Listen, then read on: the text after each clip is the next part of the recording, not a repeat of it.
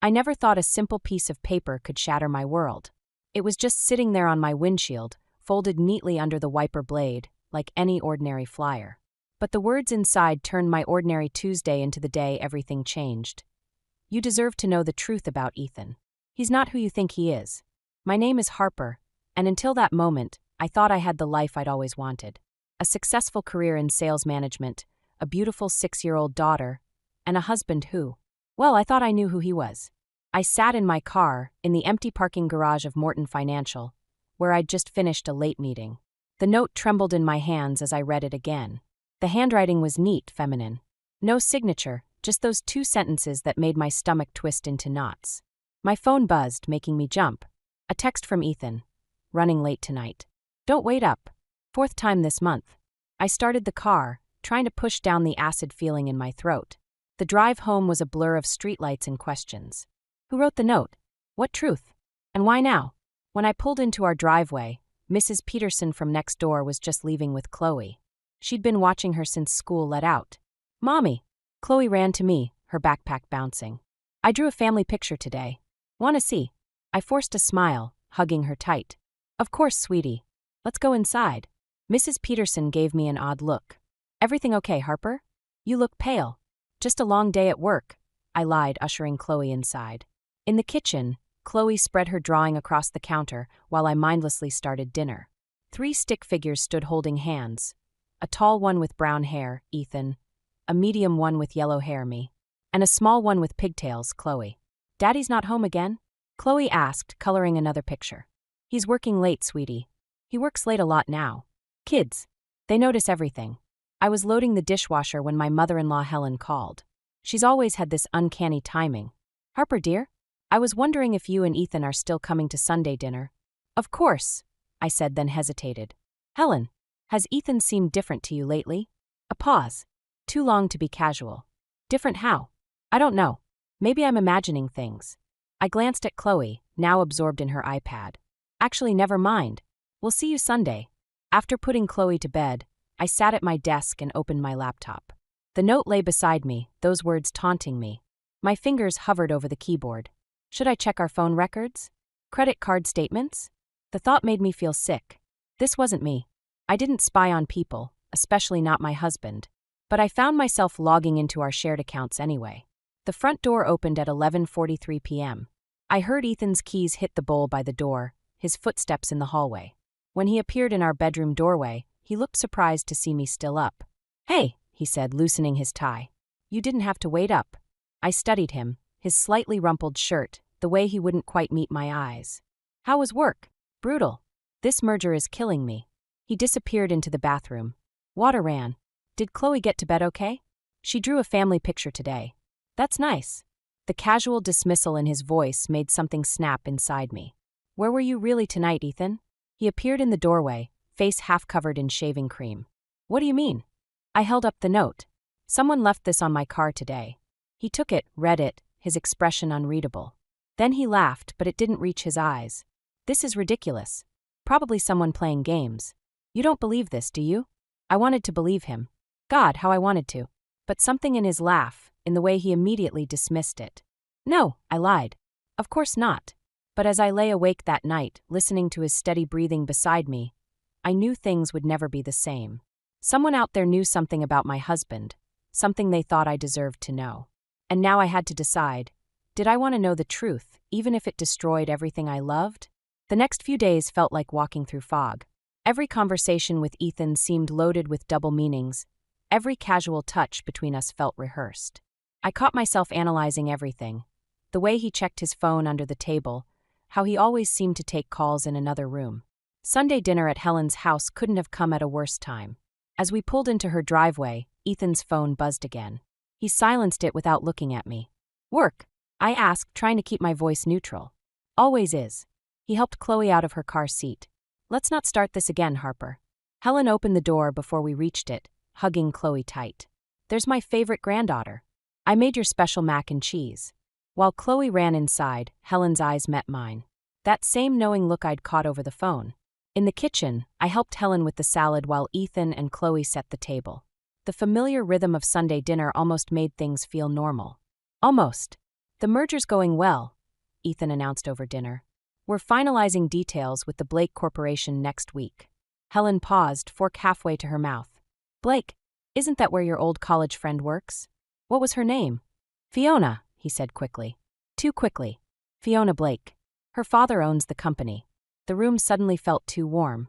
I watched Ethan's face carefully, but he was focused on cutting his chicken into precise pieces. Mommy, can I go play? Chloe asked, pushing her half-eaten mac and cheese around. Sure, sweetie. Stay in the living room where we can see you. As soon as Chloe left, Helen cleared her throat. Ethan, would you mind checking the garbage disposal? It's making that noise again.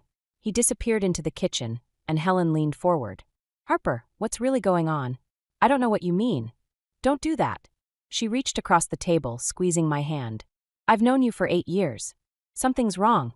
Before I could answer, my phone lit up with a text. Unknown number. Ask him about the Hotel Meridian last Thursday. My hands started shaking.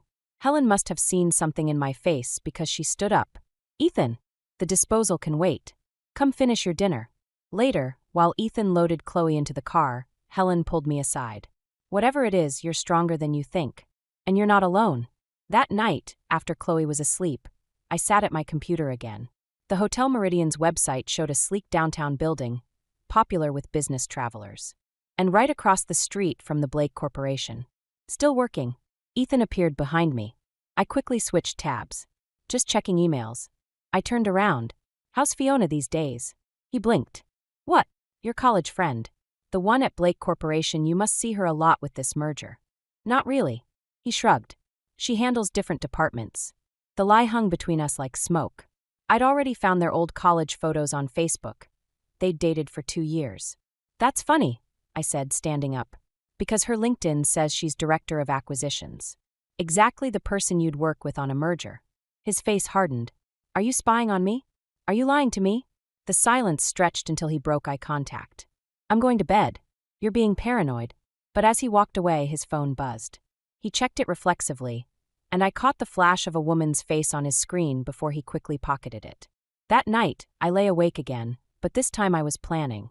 The note, the hotel, Fiona Blake, pieces were falling into place. But I needed proof. Real proof, not just suspicions and coincidences. I grabbed my phone and typed, Hotel Meridian. Thursday. The response came almost immediately. Room 1542. 2-hour booking. Regular occurrence. My anonymous informant was getting bolder. But who were they? And more importantly, why were they helping me? In the darkness, Ethan's phone buzzed again. He reached for it in his sleep, and I watched as his face was illuminated by the screen. For a moment, his expression softened into something I hadn't seen in months, genuine happiness. That's when I knew. I couldn't just wait for more anonymous tips. I needed help, professional help. Tomorrow, I would start looking for a private investigator. Sam Reynolds' office looked exactly like you'd expect a private investigator's office to look. Worn leather chairs, filing cabinets with peeling labels, and blinds that needed dusting. The man himself, though, surprised me. I'd expected someone harder, more cynical. Instead, he had kind eyes and listened without judgment as I laid out my suspicions. The credit card statements were what convinced me to come here, I said, sliding the printouts across his desk. 3 charges at the Hotel Meridian in the past month. Business dinners that run until midnight. A jewelry purchase I never saw. Sam studied the papers. And you said you're getting anonymous tips? Yes. Texts from different numbers. Always accurate so far. He leaned back. Could be someone inside his company. Or, sometimes it's the other woman herself. Guilty conscience or wanting to blow things up. The thought made my stomach turn. I remembered Fiona's LinkedIn photo. Confident smile, perfectly styled hair. The kind of woman who always gets what she wants. I need to know for sure, I said. For my daughter's sake. Sam nodded. I'll start today. But Harper. He hesitated. Are you prepared for what I might find? Before I could answer, my phone buzzed. Ethan, where are you? Thought we were having lunch. Shit. I'd completely forgotten. I have to go, I said, standing quickly. How soon can you? I'll have preliminary findings in 48 hours. But remember, once you know something, you can't unknow it. I made it to our usual lunch spot 20 minutes late. Ethan was already there, looking irritated. Client meeting run long? Something like that. I sat down, my heart pounding. How many lunches had we shared here? How many lies? I ordered your usual. He pushed a salad toward me. Listen, I need to talk to you about something. My fork clattered against the plate. What is it? The merger's moving faster than expected. I'll need to be in New York next week. Just for 3 days. New York, where the Blake Corporation's headquarters were located. With Fiona? The name slipped out before I could stop it. His expression flickered. The whole team will be there. Harper, what's going on with you lately? These accusations, the questions. It's not like you. Maybe I'm not the person you think I am anymore. I met his eyes. Maybe neither are you. The waiter arrived with Ethan's lunch, breaking our staring contest.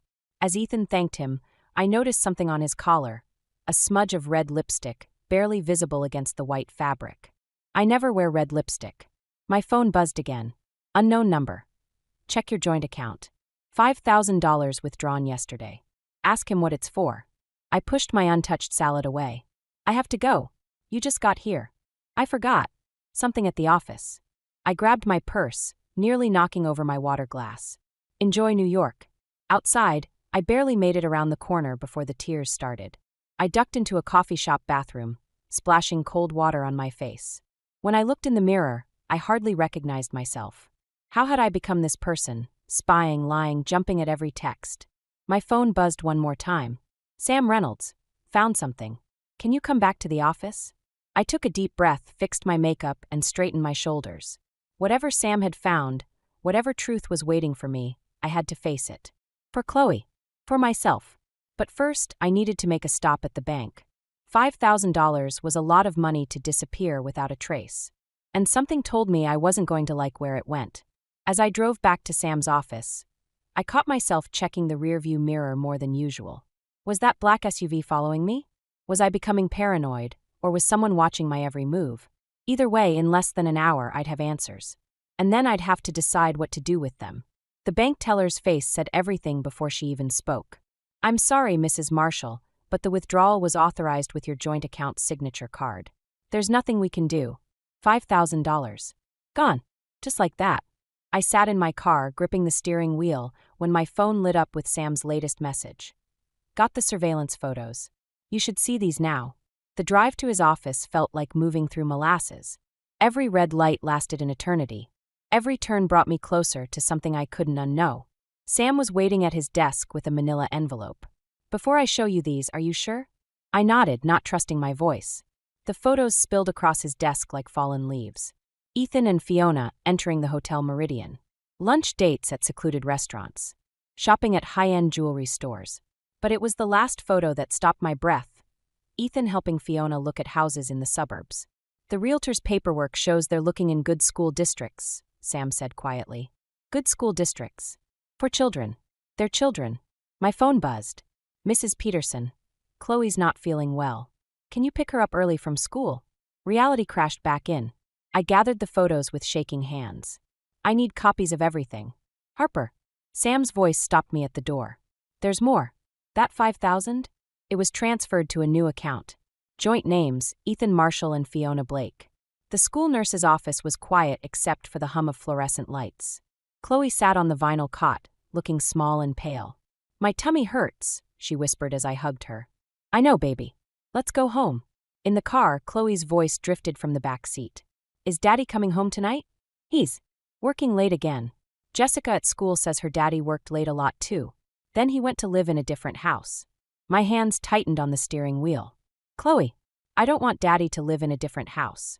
At home, I tucked Chloe into bed with ginger ale and crackers.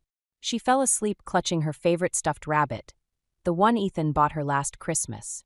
Before everything changed, I was in the garage getting laundry detergent when I noticed Ethan's car. He usually took it to work, but today he'd borrowed my SUV, claiming his was making a strange noise. The driver's door was unlocked. I opened it, not sure what I was looking for until I found it. A phone charger plugged into the cigarette lighter, connected to a phone I'd never seen before. My hands trembled as I unplugged it. The screen lit up with notifications. Miss you already. Can't wait for New York next week. Found the perfect house today. For bedrooms, just like we talked about. Don't forget to move the rest of the money before she notices. A car door slammed outside. I scrambled out of Ethan's car, but not fast enough. Harper. Ethan stood in the garage doorway. What are you doing? I held up the phone. I don't know. What am I doing, Ethan? His face went blank, then hard. You're going through my things now? Like you're going through our bank account? $5,000, Ethan? House hunting with Fiona. You had me followed? He stepped closer, voice dangerous. You hired someone to spy on me? You're planning a life with her. My voice cracked.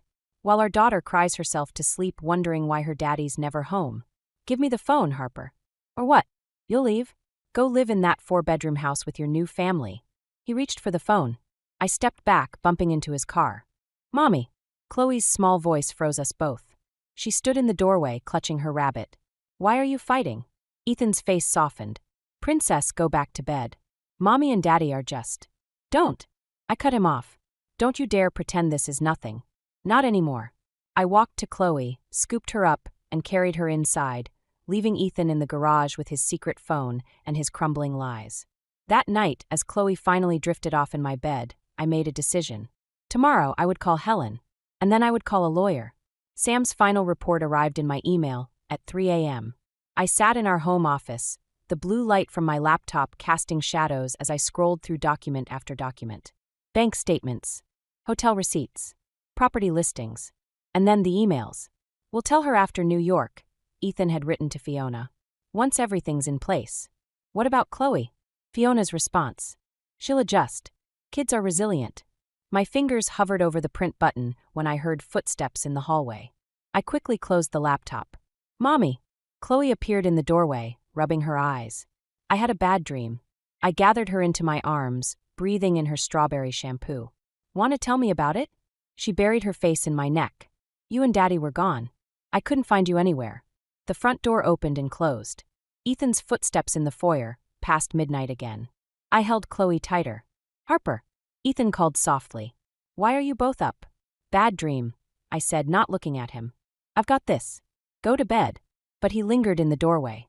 Princess, let Daddy take you back to bed. Chloe clung to me harder. Even she could feel it, the fractures spreading through our family like cracks in glass. The next morning, I dropped Chloe at school and drove straight to Helen's house. She opened the door in her gardening clothes, took one look at my face, and pulled me inside. I made coffee, she said, leading me to the kitchen. But I'm guessing we need something stronger. I spread the printed emails across her counter. She read in silence, her face growing harder with each page. That manipulative little, she caught herself. How long have you known? For sure? Since yesterday. But I've suspected. I couldn't finish. And the house hunting? 4-bedroom colonial in Greenwich. They're closing next week. My voice cracked. He's already moved most of our savings. Helen's hands trembled as she poured 2 fingers of bourbon into coffee mugs. What are you going to do? Before I could answer, my phone buzzed. A text from an unknown number, but this time with a photo. Ethan and Fiona outside a doctor's office. OB-GYN. The mug slipped from my hand, shattering on the floor. Harper. Helen grabbed my phone. Her face went pale. Oh my God. I have to go, I said, standing so quickly my chair toppled backward. I have to. Wait. Helen caught my arm. Don't do anything rash. Think about Chloe. I am thinking about Chloe. The words exploded out of me. He's planning a whole new life, a whole new family, while our daughter has nightmares about being abandoned. My phone buzzed again. Ethan, we need to talk. Coming home early today. He knows, I whispered. Someone must have told him about Sam. Helen squeezed my hand. Then you need to be ready. Get your documents in order. Call my lawyer. Don't let him control this narrative. I drove home in a daze, barely registering the traffic. When I pulled into our driveway, Ethan's car was already there. And next to it, a sleek black BMW I'd never seen before. Through the living room window, I could see them. Ethan pacing. A woman sitting on our couch, elegant, poised, one hand resting protectively over her stomach. Fiona Blake had come to my house. My phone buzzed one final time. Sam. Got everything you needed for the lawyer. But there's something else you should know. The money transfers, they're not just to one account. He's been moving funds offshore. Whatever you're going to do it fast. I gripped the steering wheel, watching through the window as Ethan gestured animatedly. Explaining? Arguing? Planning? The front door opened. Ethan stepped out, spotted my car. Our eyes met across the driveway. Harper, he called. Come inside. We need to talk about our future. Our future. As if we still had one. I reached for my phone, pulled up Helen's number, and typed. Call the lawyer. It's time. Then I stepped out of my car, straightened my spine, and walked toward the house where my husband and his pregnant mistress waited to destroy my world. The living room felt like a stage set, our family photos watching from the walls as I faced my husband and his pregnant mistress. Fiona Blake perched on my couch like she belonged there, one manicured hand still resting on her stomach. "Harper," Ethan started, "we wanted to do this differently, but—" "In our home." My voice came out steady, surprising even me. "With our daughter's drawings on the fridge?" Fiona shifted, her designer dress rustling. "We thought it would be better to be honest." "Honest?" I laughed, the sound sharp and foreign. "Like the honest way you've been spending my family's money? Or the honest way you've been house hunting while my daughter has nightmares?" "That's enough." Ethan stepped between us. "This isn't Fiona's fault." My phone buzzed. "Helen, lawyer meeting set. Don't sign anything." "You're right," I said, sliding the phone back into my pocket. "It's yours." The doorbell rang. We all froze. "Expecting someone else?" I asked. Ethan moved to answer it, but I was faster. Helen stood on our porch, holding Chloe's hand. "Mommy." Chloe rushed past me. "Grandma picked me up early and—" She stopped, seeing Fiona. "Who's that?" The silence felt like glass about to shatter. "I'm a friend of your daddy's," Fiona said, standing. "From work." Chloe's face scrunched in confusion. "Why are you holding your tummy like Mrs. Peterson did before she had her baby?" The room spun. Helen grabbed my arm, steadying me. "Chloe," Ethan said softly, "why don't you go up to your room?" "No." I found my voice. She deserves to hear this. Since we're being honest. "Harper, don't. Your daddy and his friend are having a baby," I said, watching Ethan's face pale. "And they're moving to a new house. Without us." Chloe's lower lip trembled. "Daddy." "It's not that simple," he started, but Helen cut him off. "Simple enough to empty joint accounts?" She pulled papers from her bag. "Simple enough to put down a deposit on a house while your daughter needs braces?" Fiona stood, gathering her purse. "This isn't appropriate with the child here." "My granddaughter," Helen corrected. "The one you're trying to replace." "No one's replacing anyone," Ethan snapped. "Harper, you're making this worse." "I made it worse?" The laugh bubbled up again, hysteric. "I'm not the one starting a new family while destroying this one." Chloe burst into tears, running upstairs. The sound of her door slamming echoed through the house. "Happy now?" Ethan growled. "This is exactly why." "Why what?" I stepped closer. "Why you couldn't be honest.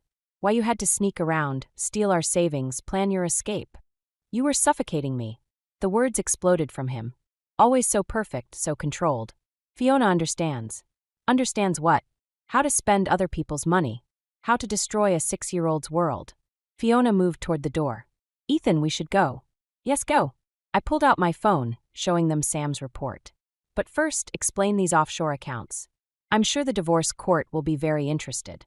Ethan's face changed, something dark flashing across it. "You had me investigated? You left me no choice." "No choice." He laughed bitterly. "You want to talk about choices? Fine. Here's one. Either we handle this quietly my way, or I'll make sure you never see a penny. Good luck fighting my family's lawyers on a sales manager's salary." Helen stepped forward. "You dare. Stay out of this, Mother." His voice was ice. "Choose sides carefully."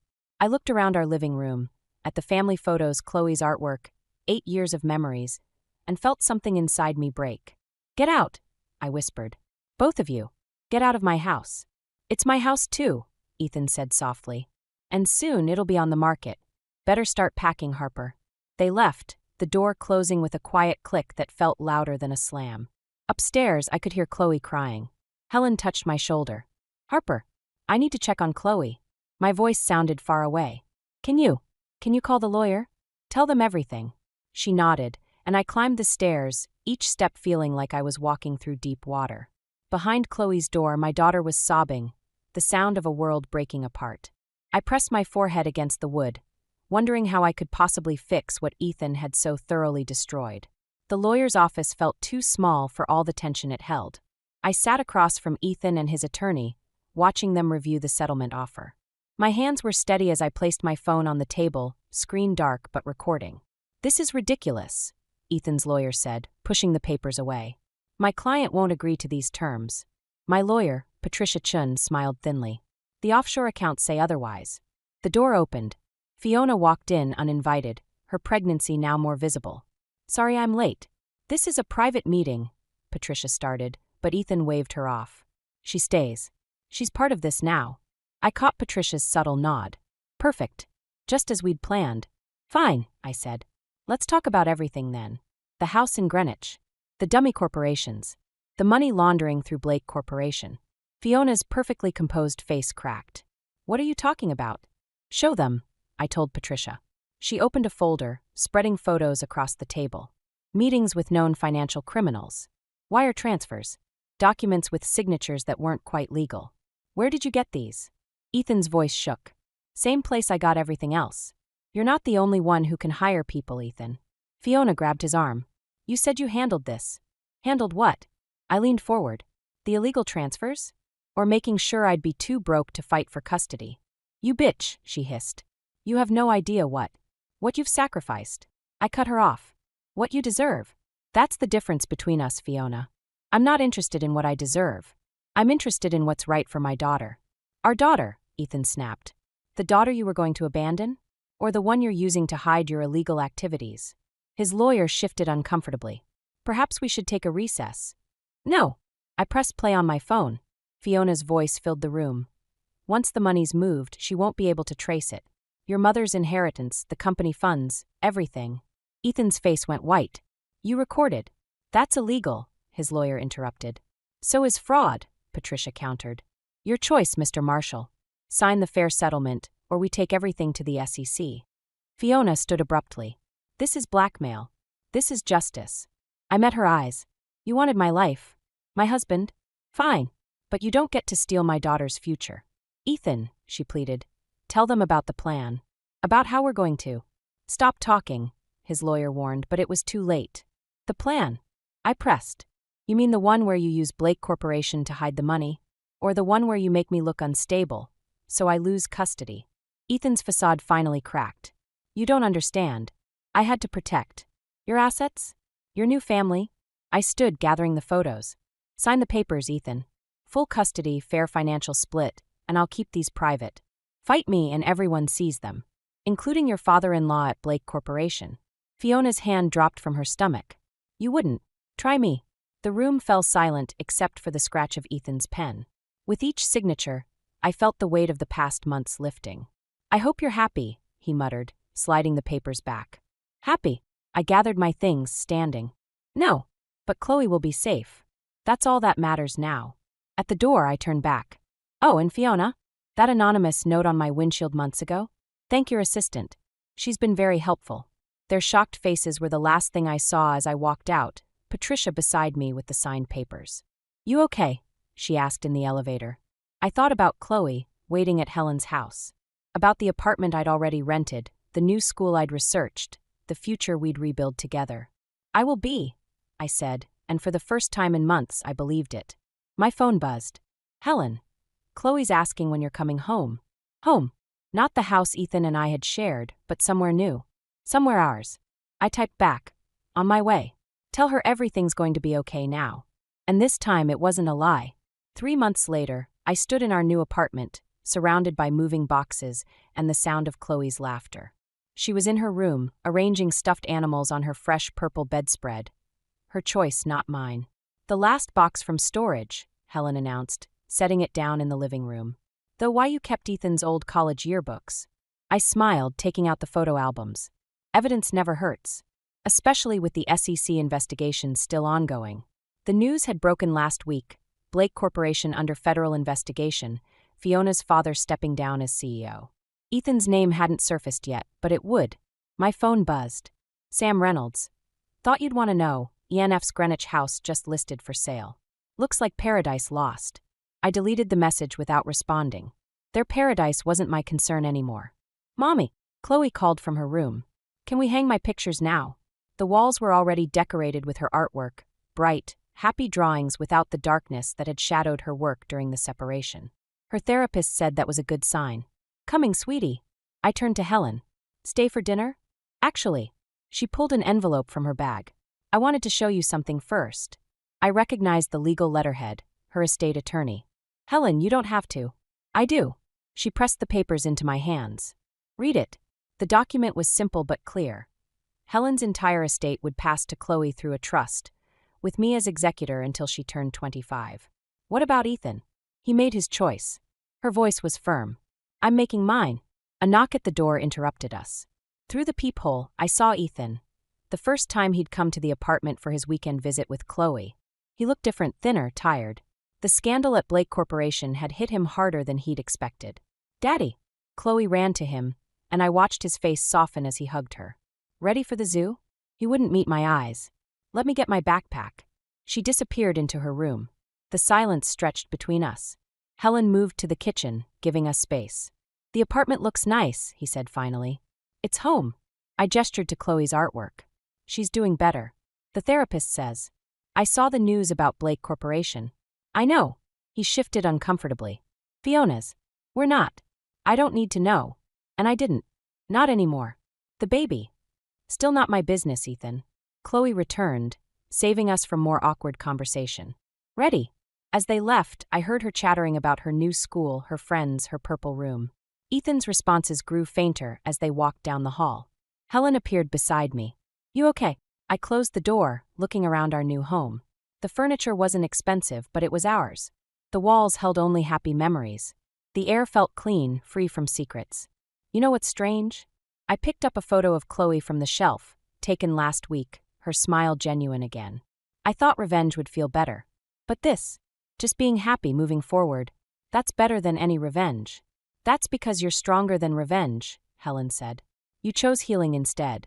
My phone buzzed one last time. Unknown number. Thank you for the warning about Blake Corporation. Hope you and Chloe are well. Angela, Fiona's former assistant. I smiled, deleting the message. Some mysteries were better left unsolved. Mom! Chloe's voice echoed from the hallway. She'd started calling me that instead of mommy lately, growing up too fast. We forgot my zoo map. I grabbed the map from the counter, opening the door to find her bouncing impatiently while Ethan waited by the elevator. Thanks, she said, hugging me quickly. Love you, Mom. Love you too, baby. As they disappeared into the elevator, I didn't feel the ache I'd expected. Instead, I felt something lighter, hope maybe, or just the quiet certainty that sometimes the best revenge isn't revenge at all. It's building something better from the ashes of what was lost. I smoothed my skirt and took a deep breath, my hand hovering over the polished brass doorknob. The muffled voices from inside the conference room grew louder, and I caught snippets of heated discussion. This was it, the moment that would define my career. Are you ready, Caroline? Jackson's warm voice startled me. I turned to see my fiancé's reassuring smile, his blue eyes twinkling with pride. As ready as I'll ever be, I replied, forcing a smile. Let's do this. Jackson squeezed my hand and pushed open the door. The chatter inside ceased abruptly as we entered. All eyes turned to us, or rather to me. Ah, there she is! Mr. Thornton, the senior partner, boomed. Caroline, we were just discussing your brilliant strategy for the Donovan case. Care to enlighten us further? I stepped forward, acutely aware of the scrutiny from my colleagues. Of course, Mr. Thornton, as I outlined in my brief. As I launched into my presentation, I couldn't help but feel a surge of pride. At 38, I was on the cusp of making partner at one of New York's most prestigious law firms. Years of hard work, sleepless nights, and sacrifices were finally paying off. But even as I spoke, a nagging doubt gnawed at the back of my mind. Was this really what I wanted? The engagement ring on my finger felt suddenly heavy, a reminder of the other major decision looming in my life. Excellent work, Caroline, Miss Thornton said as I concluded. I think we can all agree that with this strategy, victory is all but assured. A round of applause filled the room, and I basked in the moment of triumph. As the meeting adjourned, Jackson approached, beaming. You were incredible, he whispered, pulling me into a quick embrace. Mom's going to be so proud when she hears about this. My stomach clenched at the mention of Evelyn, Jackson's mother. Our last encounter flashed through my mind. Her perfectly coiffed hair, designer outfit, and razor-sharp smile that never quite reached her eyes. Caroline, darling, she had purred, eyeing me up and down. That's an interesting choice of outfit. I suppose it's practical for your work, isn't it? I pushed the memory aside and focused on Jackson. Thanks, honey. I'm just glad it's over. How about we celebrate tonight? Actually, Jackson said, his expression turning serious, I was hoping we could have dinner with Mom. She's in town for a charity event and wants to discuss wedding plans. My heart sank. Oh, I don't know, Jackson. I've got a lot of work to catch up on, and— Please, Caroline, he interrupted, his eyes pleading. It would mean so much to me. You know how important family is, especially with Dad gone. I bit my lip, torn between my desire to avoid Evelyn and my love for Jackson.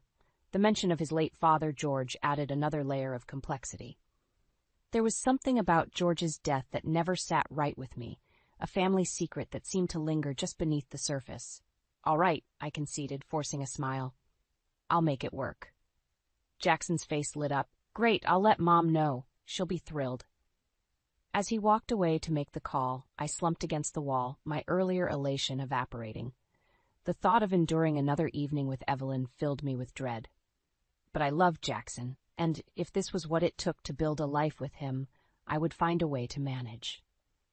Little did I know that this dinner would set in motion a chain of events that would challenge everything I thought I knew about love, family, and the price of ambition.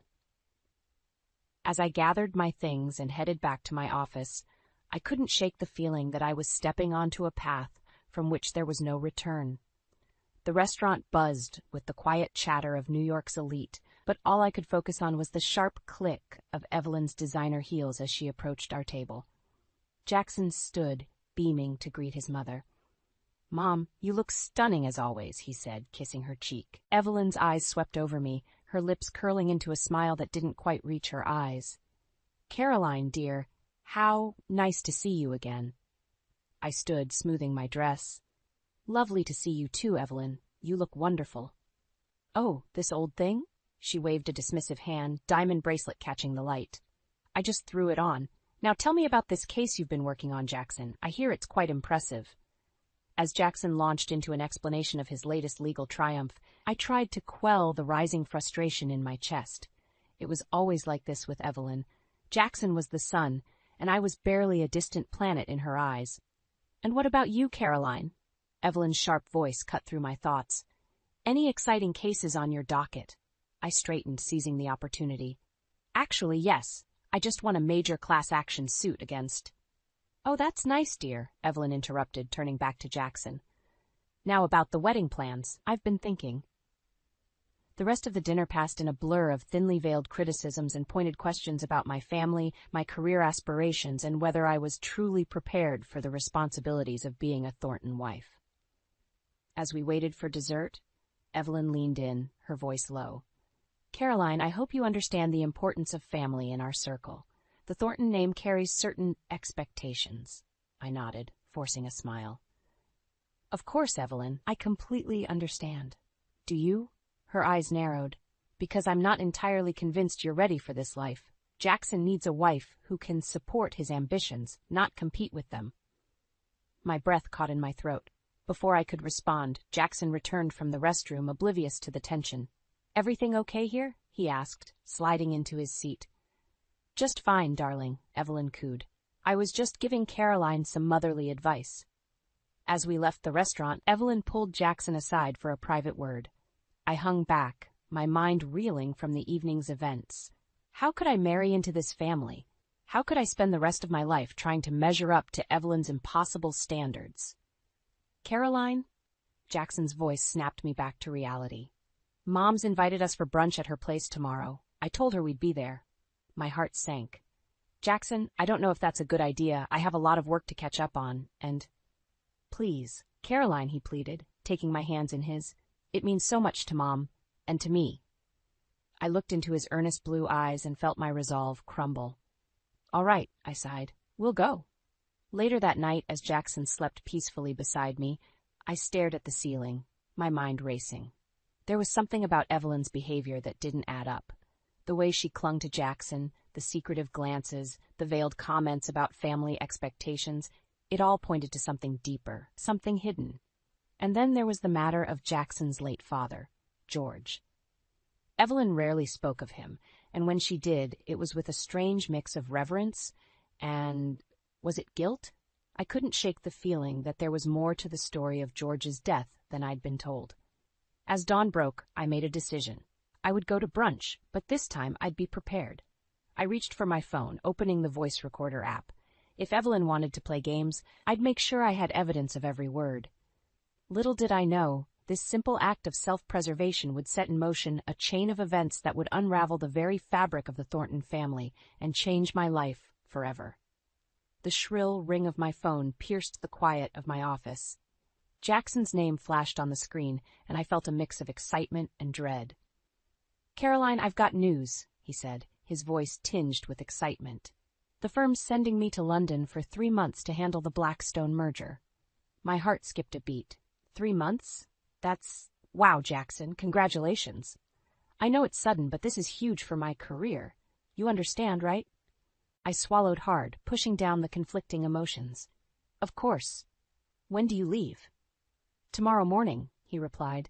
I'm sorry for the short notice. Can you meet me for dinner tonight? We can celebrate before I go. After hanging up, I leaned back in my chair, a wave of relief washing over me. 3 months without Evelyn's constant criticism and meddling. 3 months to clear my head and figure out what I really wanted. That evening, over candlelight and wine, Jackson's eyes sparkled as he talked about the opportunity. I tried to match his enthusiasm, but my mind kept wandering. You've been quiet, he said, reaching for my hand. Is everything okay? I forced a smile. Just thinking about how much I'll miss you. His face softened. I'll miss you too. But think of it this way, absence makes the heart grow fonder, right? As we said our goodbyes at the airport the next morning, I couldn't shake the feeling that this separation was more than just a work trip. It felt like a crossroads. The weeks that followed were a whirlwind of work and self-reflection. Without Jackson's constant presence, I found myself questioning everything. Our relationship, my career, the looming specter of Evelyn in our future. One evening, as I pored over case files in my living room, my phone buzzed with a text from Evelyn. Dinner tomorrow night. We need to discuss the wedding. No excuses. My stomach churned. I'd managed to avoid her for weeks, but I knew I couldn't put it off forever. Reluctantly, I agreed. The next night, I found myself seated across from Evelyn in an upscale restaurant, her perfectly manicured nails tapping impatiently on the table. Now, Caroline, she began, her voice dripping with false sweetness. With Jackson away, I thought it was time we had a little chat about your future in this family. I steeled myself. What about it, Evelyn? Her eyes narrowed. I'll be blunt. I'm not convinced you're the right fit for Jackson or for the Thornton name. I love Jackson, I said firmly, and he loves me. Evelyn laughed, a cold, brittle sound. Love?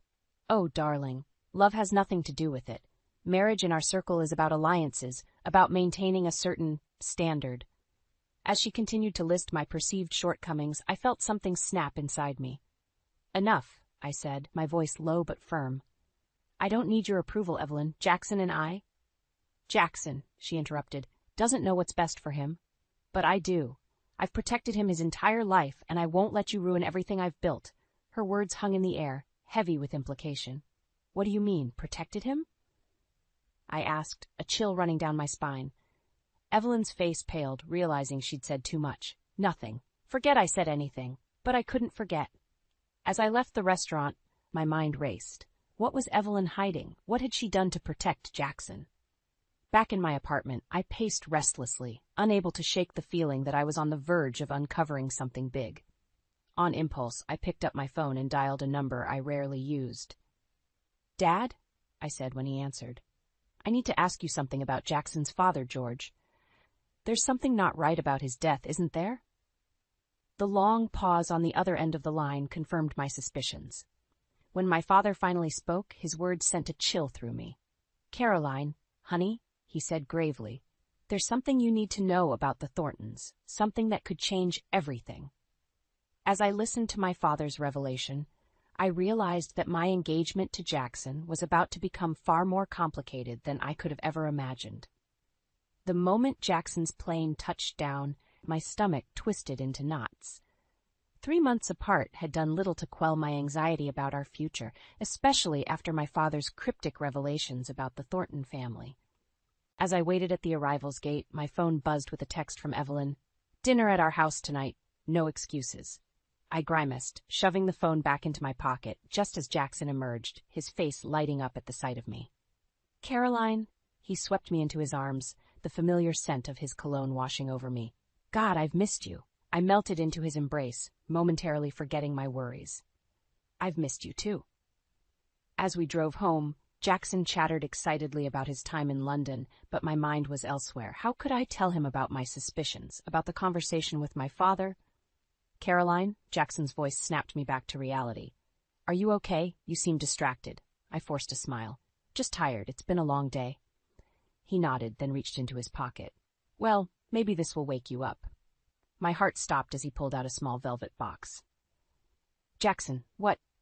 I've been thinking a lot while I was away, he said, his eyes shining, and I realized I don't want to waste another moment. Caroline, will you marry me? The world seemed to tilt on its axis. I stared at the glittering diamond, my mind racing. This was everything I'd thought I wanted, but now. Jackson, I began, but was cut off by his phone ringing. It's Mom, he said, answering. Hi, Mom. Yes, we're on our way. See you soon. He hung up, turning to me with an apologetic smile. Sorry about that. Mom's excited for dinner. We can celebrate our engagement there. My protest died on my lips as we pulled up to the Thornton mansion. Evelyn stood in the doorway, her smile not quite reaching her eyes. Welcome home, darling, she cooed, embracing Jackson. Her gaze flickered to me, then to the ring box in Jackson's hand. Her smile tightened. I see congratulations are in order. Throughout dinner, I felt like I was suffocating. Evelyn dominated the conversation, half peppering Jackson with questions about London while pointedly ignoring me. I pushed my food around my plate, the weight of the unspoken secrets pressing down on me. So have you set a date? Evelyn asked, her tone deceptively light. Mom, I just proposed an hour ago, Jackson laughed. Well, it's never too early to start planning, she insisted. I was thinking a June wedding at the country club. Caroline, dear, I hope you don't mind if I take charge of the arrangements. After all, I have so many connections. Something inside me snapped. Actually, Evelyn, I do mind. The table fell silent. Jackson looked at me, bewildered. Caroline? I took a deep breath. There's something we need to discuss, all of us. Evelyn's face paled. I don't think this is the time or place. It's exactly the time and place, I interrupted, turning to Jackson. Your father's death, it wasn't an accident, was it? Jackson's fork clattered to his plate. What are you talking about? I steeled myself. My father told me some things. About George, about your family's history. And I think your mother has been keeping secrets from you. That's enough, Evelyn shrieked, standing abruptly. I won't sit here and listen to these baseless accusations. But Jackson's eyes were locked on mine, confusion and hurt swirling in their depths. Caroline, what do you know? I reached for his hand, ignoring Evelyn's protests. Jackson, I love you. But before we can move forward, we need the truth, all of it. The air crackled with tension as Jackson looked between his mother and me. In that moment, I knew our relationship hung in the balance. Whatever came next would change everything. All right, Jackson said quietly. Let's hear it. All of it. As I prepared to reveal what I knew, I silently prayed that our love would be strong enough to weather the storm that was about to break. The tension in Evelyn's lavish living room was palpable as Jackson and I settled onto the plush sofa. Evelyn perched on her favorite armchair, her eyes darting between us like a cornered animal. I don't understand why we're here, Jackson said, his voice tight. Caroline, you said you had something to tell me about my father's death. What's going on? I took a deep breath, steeling myself. Jackson, Now, Evelyn interrupted, her voice sickly sweet. Let's not ruin this lovely evening with unpleasant topics. Caroline, dear, why don't you tell us about your latest case instead? I felt a surge of anger. No, Evelyn, we're here to talk about George. Evelyn's smile faltered. I don't see why we need to dredge up the past. George's death was a tragic accident, nothing more. Was it? I challenged, reaching into my purse. My fingers closed around my phone, the voice recorder app ready. Because I've heard some things that suggest otherwise. Jackson leaned forward, his face a mask of confusion and hurt. What are you talking about, Caroline? I turned to him, my heart breaking at the pain in his eyes. Jackson, I love you, but there are things about your family, about your father's death, that you need to know. That's enough, Evelyn snapped, standing abruptly. I won't sit here and listen to these baseless accusations. Caroline, I think it's time you left. I'm not going anywhere, I said firmly, pressing the record button on my phone. Not until the truth comes out. Evelyn's eyes narrowed. Truth? You want the truth? Fine. The truth is you've never been good enough for my son. You're nothing but a gold digger, trying to worm your way into our family. Mom? Jackson exclaimed, shocked. But Evelyn was on a roll now, her carefully cultivated facade crumbling. You think you can come in here and start asking questions about George? You have no idea what sacrifices I've made for this family, what I've had to do to protect Jackson. Protect me from what? Jackson demanded, standing now too. Evelyn faltered, realizing she'd said too much. Nothing, darling. I just meant. No more lies, I said, my voice steady despite my racing heart. Tell him the truth, Evelyn, about George's death, about Jackson's real father. The room fell silent. Jackson looked between his mother and me, his face a mix of confusion and dawning horror. What is she talking about, Mom?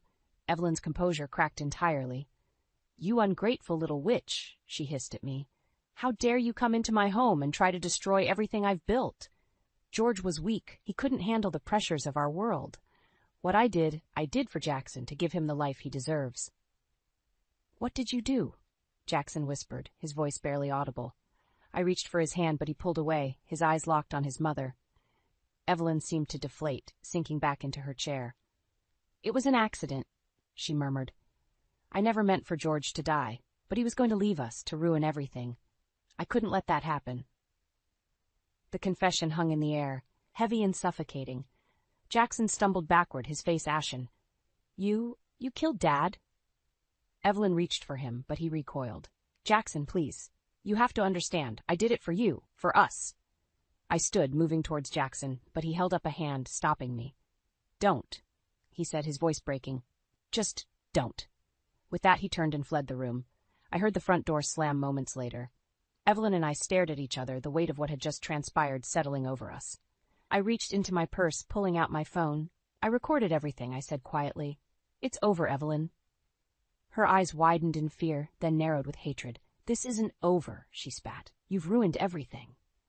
As I left the house, my mind raced. I had the truth now, but at what cost?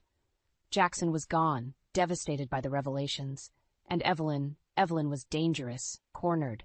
I knew in that moment that my next steps would determine not just my future, but Jackson's as well. The truth was out, but the real battle was just beginning.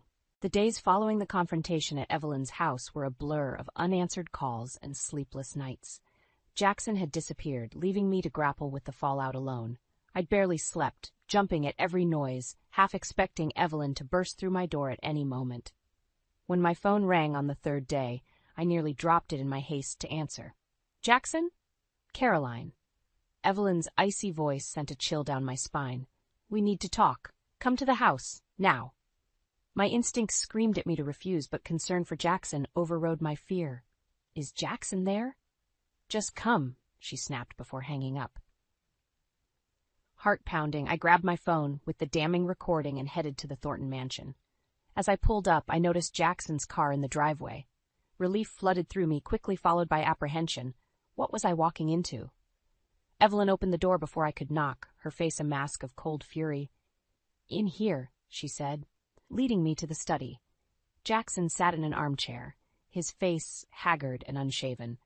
He barely looked up as I entered. Sit down, Caroline, Evelyn commanded, closing the door behind us. It's time we settled this once and for all. I remained standing, my hand clutching my phone in my pocket. Where have you been, Jackson? I've been worried sick. He finally met my gaze, his eyes hollow. I needed time to think about everything. Evelyn circled the room like a predator. Yes, and we've had quite the enlightening conversation, haven't we, darling? What's going on? I demanded, my anxiety spiking. What's going on, Evelyn said, her voice dangerously low, is that you're going to hand over that recording and walk away. Forever. I stiffened. And why would I do that? Because, she smiled, a triumphant glint in her eye, if you don't, I'll make sure Jackson loses everything. His career, his reputation, everything. You can't do that, I protested, but doubt crept in. Evelyn's influence ran deep. Can't I? She challenged. One word from me, and every firm in this city will blacklist him, and that's just the beginning. I turned to Jackson, desperate. You can't let her do this. We have proof of what she did. He looked away, defeated. It's not just about me, Caroline. There are other people involved, other secrets. If this gets out, it'll destroy more than just our family. Evelyn pressed her advantage. You see? You're out of your depth, dear. This is bigger than you can imagine. Now, be a good girl and hand over the phone. My mind raced. Everything I'd fought for, the truth I'd uncovered, was I really going to let it all go?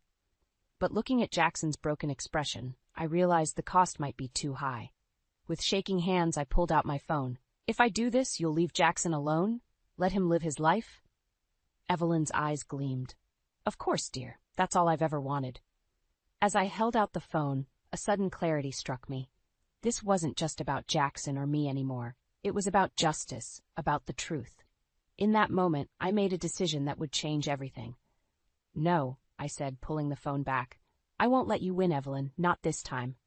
Her face contorted with rage. You little? But I was already moving, darting for the door. Evelyn lunged, her nails raking my arm as I twisted away. I yanked the door open, only to find myself face to face with two stern-looking men in suits. Caroline Thompson? One asked, flashing a badge. We're with the FBI.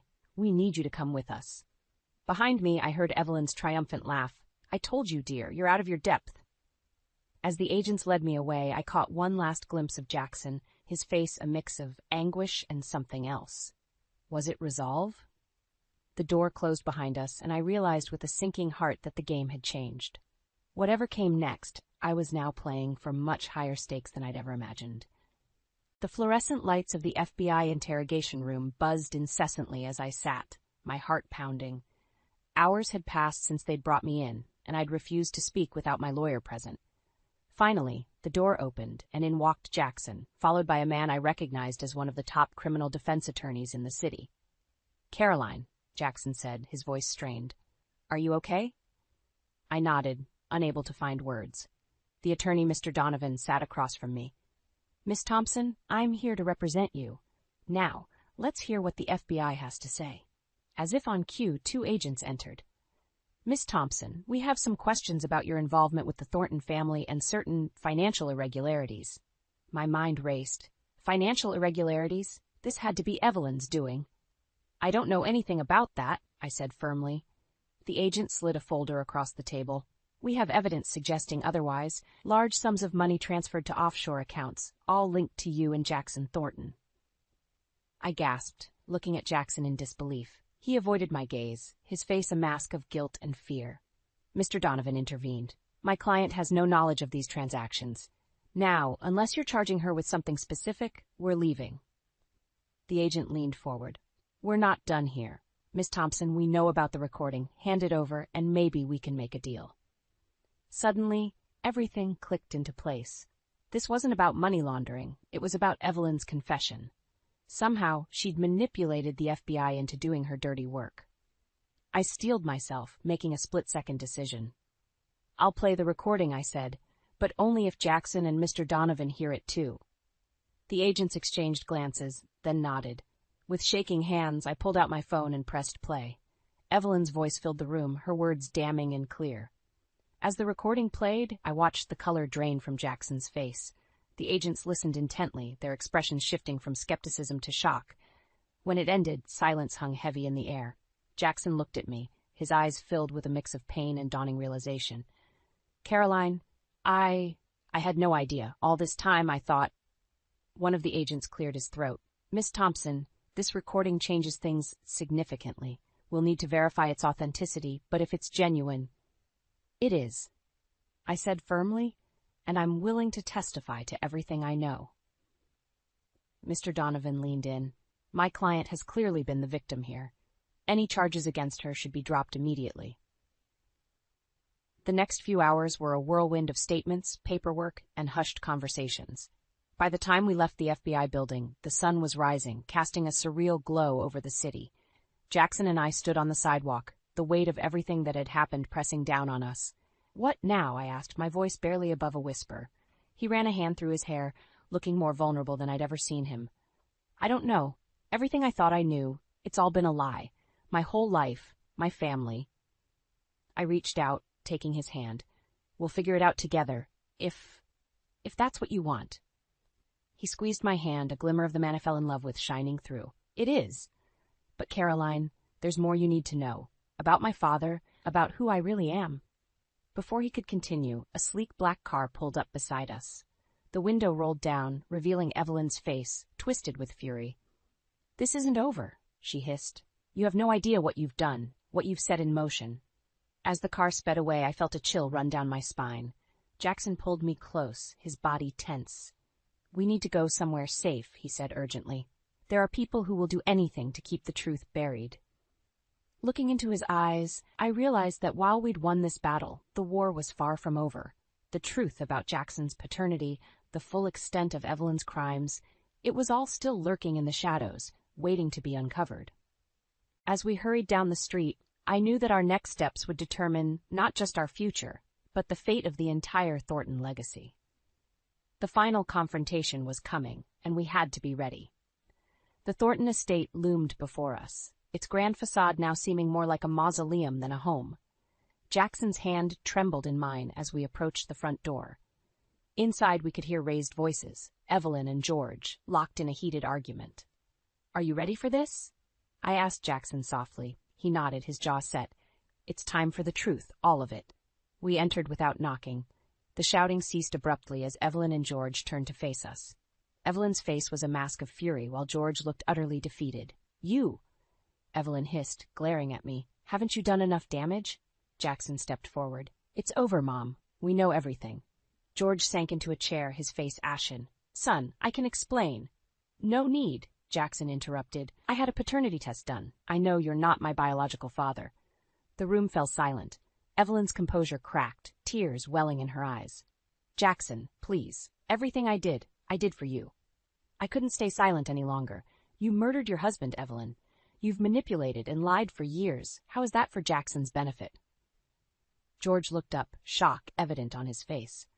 "Murdered? Evelyn, what is she talking about?" Jackson pulled out a folder. "It's all here, Dad. The truth about my birth, about your brother Richard, about everything." As Jackson laid out the evidence, bank statements, medical records, and my damning recording, I watched the last vestiges of the Thornton family crumble. George's face cycled through disbelief, anger, and finally a deep, abiding sorrow. Evelyn, cornered at last, lashed out. "You ungrateful brats. Do you have any idea what I've sacrificed? The lengths I've gone to protect this family's legacy?" "By killing Dad's brother? By passing off his child as Dad's?" Jackson's voice cracked. "That's not protection, Mom. That's destruction." I placed a hand on Jackson's arm, offering silent support as he continued. "I'm done with the lies, the manipulation. I'm done with the Thornton name." Evelyn gasped. "You can't mean that. You're a Thornton." "No," Jackson said firmly. "I'm not, and I never was." He turned to me, his eyes softening. "Caroline, if you'll still have me, I'd like to take your name when we marry. Start fresh, build something honest." My heart swelled. Despite everything, our love had endured. "Of course," I whispered, squeezing his hand. George stood slowly, looking years older than he had just hours ago. "Jackson, son, because you are my son, regardless of blood, I'm so sorry for everything." As George moved to embrace Jackson, Evelyn made a desperate lunge for the folder of evidence. I intercepted her, our bodies colliding. We grappled, and I felt a sharp pain in my side. Looking down, I saw a letter opener clutched in Evelyn's hand, its tip stained red. "Caroline!" Jackson cried out, rushing to my side. Everything happened in a blur after that. The police, summoned by George, arrived within minutes. Evelyn was led away in handcuffs, her perfectly manicured facade finally shattered completely. As paramedics tended to my wound, thankfully shallow, I watched the last chapter of the Thornton dynasty come to a close. Months later, as Jackson and I stood hand in hand before a judge, reciting our vows, I reflected on the tumultuous journey that had brought us here. The Thornton name was now a thing of the past, tarnished by scandal and tragedy. But from its ashes, something beautiful had emerged. "I now pronounce you husband and wife," the judge declared. "Mr. and Mrs. Thompson." As we sealed our union with a kiss, I knew that while the road ahead might not be easy, we would face it together, armed with truth, love, and the strength we'd forged through adversity. Evelyn's web of lies had finally unraveled, and in its place, a new legacy was beginning.